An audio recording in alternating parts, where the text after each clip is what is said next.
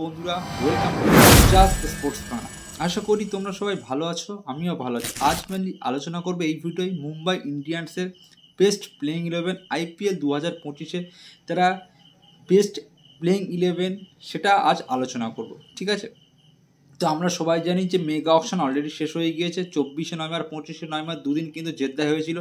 এই অকশনে মুম্বাই ইন্ডিয়ান্স কেমন প্লেইং 11 বা কেমন প্লেয়ার, ঠিক আছে, অকশন থেকে তুলেছে সেটা নিয়ে কিন্তু আজ কিন্তু আলোচনা করব। মেনলি আলোচনা করব মুম্বাই ইন্ডিয়ান্সের বেস্ট প্লেইং 11 সেটাই কী হতে চলেছে সেটা আলোচনা করব। আর মুম্বাই ইন্ডিয়ান্সের 100% ক্যাপ্টেন্সি কী হতে চলেছে সেটাও কিন্তু এই ভিডিওয় কিন্তু আলোচনা করব। তো যারা মুম্বাই ইন্ডিয়ান্সের ডাইহার্ড ফ্যানস হয় তাদের জন্য ভিডিওটা কিন্তু প্রচুর ইন্টারেস্টিং হবে। তো ভিডিওটা ধৈর্য ধরে শেষ পর্যন্ত দেখার অনুরোধ রইল। ভিডিওটা খুব একটা লং করবো না, ঠিক আছে? তো আর দেরি না করে ফার্স্ট আলোচনা করব যে মুম্বাই ইন্ডিয়ান্স কোন 4টে থেকে 5টা প্লেয়ারগুলো মেগা অকশনে আগে রিটার্ন করেছে। তো সবার ফার্স্টে তারা রোহিত শর্মাকে রিটার্ন করেছে, কারণ রোহিত শর্মা কিন্তু মুম্বাই ইন্ডিয়ান্সের তাদের ব্র্যান্ড, তাদের ক্যাপ্টেন বলতে পারো। রোহিত শর্মাই কিন্তু তাদের 5বার কিন্তু চ্যাম্পিয়ন করিয়েছে। তো রোহিত শর্মা কিন্তু ফার্স্ট রিটার্ন করেছে। সেকেন্ড কিন্তু সূর্যা কুমার যাদবকে রিটার্ন করেছে, কারণ সূর্যা কুমার যাদব কিন্তু এখন টি20 ইন্টারন্যাশনাল ক্রিকেটের কিন্তু ক্যাপ্টেন। তো সূর্যা কুমার যাদব সে কেমন পারফরমেন্স করেছে মুম্বাই ইন্ডিয়ান্সটা সেটা আমরা সবাই জানি। জাসপ্রীত বুমরা, ওয়ার্ল্ডের 1 নম্বর ফাস্ট বলার সেই জাসপ্রীত বুমরাকেও কিন্তু রিটার্ন করেছে। তারপরে তিলক বর্মাকে কিন্তু এক সুপারস্টার হতে চলেছে ফিউচার, তো তিলক বর্মাকে কিন্তু তারা রিটার্ন করেছে। তারা কিন্তু হার্দিক পান্ডে কিন্তু অলরাউন্ডার প্লেয়ার, যে হার্দিক পান্ডের মতন অলরাউন্ডার প্লেয়ার কিন্তু এখন কিন্তু খুব একটা কম, মানে নেই বললেই চলে। সেই হার্দিক পান্ডেকেও কিন্তু তারা রিটার্ন করেছে। তো এই 5টা প্লেয়ারকে তারা কিন্তু রিটার্ন করেছে মেগা অকশনের আগে। তো তাদের কাছে কিন্তু একটা আরটিএম কার্ড ছিল, তো সেই আরটিএম কিন্তু তারা কিন্তু নেহাল ভাদরার উপরে, নামান্দিরের উপরে কিন্তু ইউজ করেছে, ঠিক আছে? তো এবার আমরা আলোচনা করব যে এই 5টা প্লেয়ার ছাড়াও কিন্তু তারা যে 5টা প্লেয়ার দিয়ে কেমন প্লেইং 11টা তৈরি করতে চলেছে, বেস্ট প্লেইং 11। দেখি, প্রথমে রোহিত শর্মা ওপেন করতে আসবে। রোহিত শর্মার সঙ্গে কিন্তু তারা কিন্তু ওপেনার হিসেবে কিন্তু রায়ান রিকলটন, এই একটা সাউথ আফ্রিকার ইয়াং সুপারস্টার প্লেয়ার, ঠিক আছে? রায়ান রিকলটন এই একটা দারুণ প্লেয়ার। এই প্লেয়ারটা কিন্তু খুব অ্যাগ্রেশন প্লেয়ার এবং সে কিন্তু বড় বড় 6 মারতে পাওয়ার প্লেটা কিন্তু দারুণ ইউজ করতে পারে কিন্তু রোহিত শর্মার সাথে।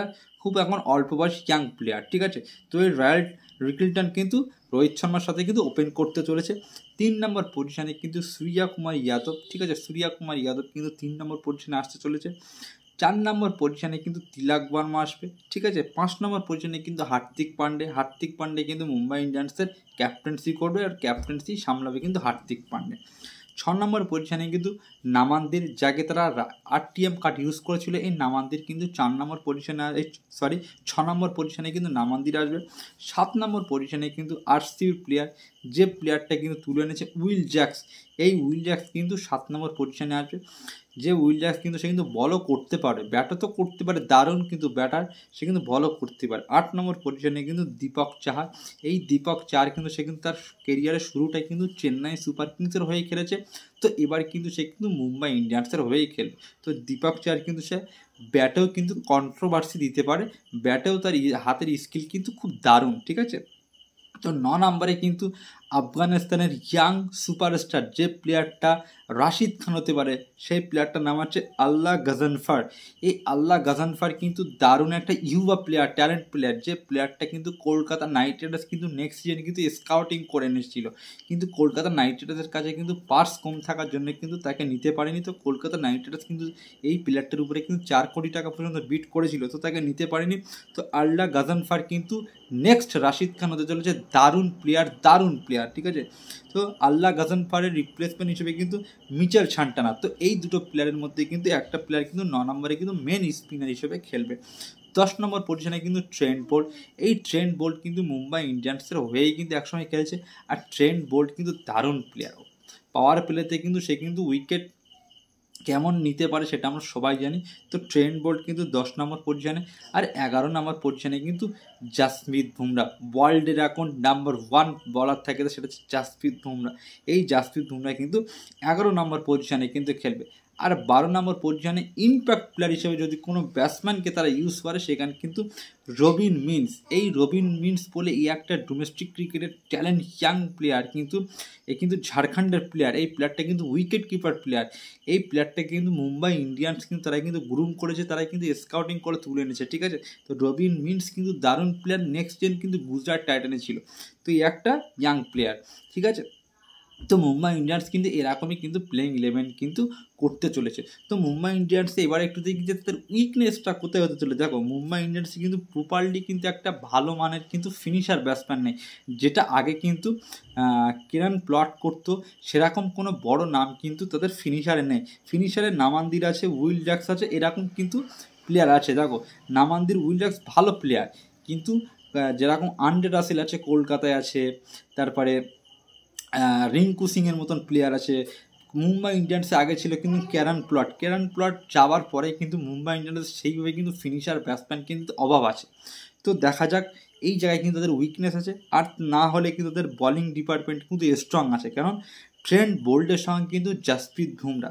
স্পিনার পজিশনে কিন্তু মুম্বাই ইন্ডিয়ান্সের বরাবরই কিন্তু দুর্বল। আমরা সবাই জানি যে স্পিনার পজিশনে কিন্তু মুম্বাই ইন্ডিয়ান্স খুব একটা গুরুত্ব দেয় না।